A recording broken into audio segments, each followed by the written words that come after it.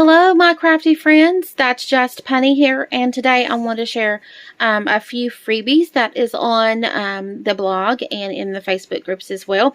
If you're watching this on YouTube, please check out the links below, and it will take you directly to the links to the freebies. So this is a freebie. It's vintage labels, and they are smaller. These are the large ones, but they are a smaller set available for a freebie.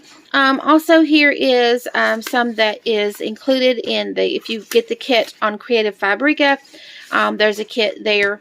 There's also some freebies of book covers as well on the blog, and then there will be a full kit on Creative Fabrica shop, as ministry shop, as soon as I can upload it. There is also some Bible journaling items as well.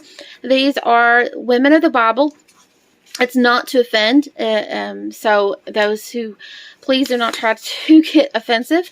But these are some Bible journaling ladies that I have created. Also, I have some for the biblical times. So these ladies were studying Dinah, so I was trying to pick one that I could use for Dinah.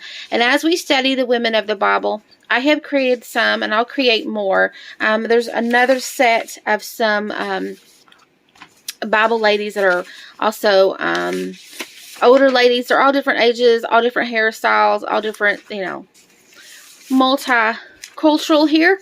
So, not to get offended, but this is for Bible journaling because I want to study the women of the Bible. And when I study the women of the Bible, I want to try to visualize what she looks like, what she could have looked like, her history, what kind of clothing that she wears. So, this is not intended to offend anyone. This is to include us all. I mean, every one of us. And with everything going on right now, it's just, I look at the Bible women and I'm concentrating on their lives, how their lives was as well compared to ours. So check out the Bible ladies. This is a freebie on the blog and on, again in the Facebook groups. But stay tuned for the whole set. There's going to be various different ones that you can use pertaining to the women of the Bible and pertaining to their particular characteristics and what their culture, what their heritage and their lineage and all that, and where they live and things like that. So I'm trying to dig deep. I'm trying to figure out what they may have looked like with the best that I can for Bible journaling needs. So check these out. This is just an update from me just to show you what I am actually working on. Also, I have a new stamp design that I'm working on.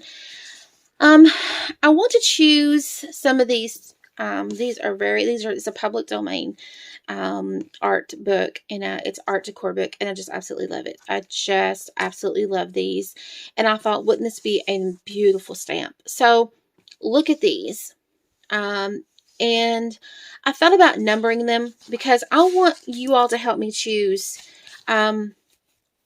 what stamp to do next. And I'm thinking Bible journaling, okay, but we can also do junk journals because that's obviously both of the things that I absolutely love doing.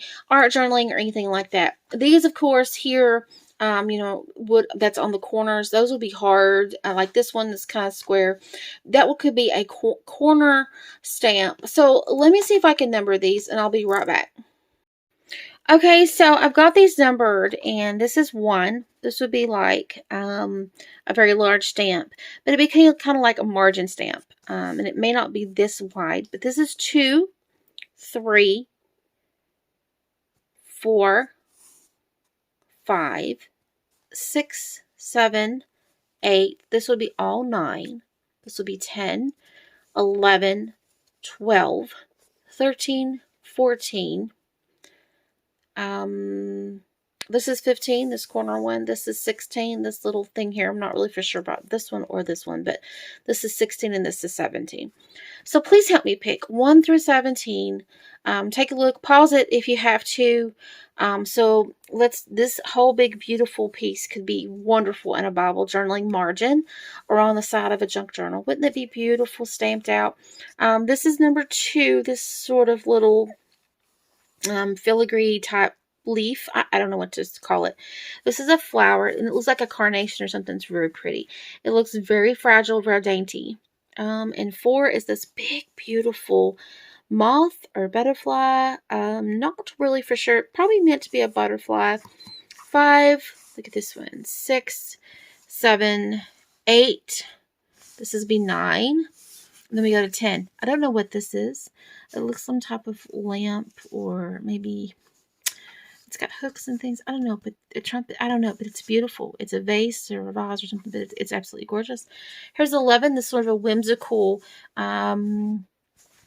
flower. Let's see. Where's 12? Oh, this little flower is 12. 13. This is sort of like another like bottom or top stamp because it has this straight edge. This is let's see. 14 is the little berries. 15. I could add this and the berries together maybe, or this and this. We'll see. But there's 16 and 17. 17 would look really pretty with those. But anyway, please choose one that you would like to see in a stamp. And when I mean a stamp, I mean a hand-carved stamp that I'm creating a series. I have some Bible ladies that I'm going to turn into stamps as well, as you saw earlier. So those will be available. I'm going to do my best. I'm not perfect. I'm just starting out again. Did this years ago, but I'm just starting it out. I didn't do a whole lot of it for a very long time. So starting new again. So yeah, I'm just a beginner, but they are very pretty whenever they're stamped out. I love hand carved stamps. So give me some heads up. Vote from 1 to 17 and let me know, guys. Bye. Have a wonderful day.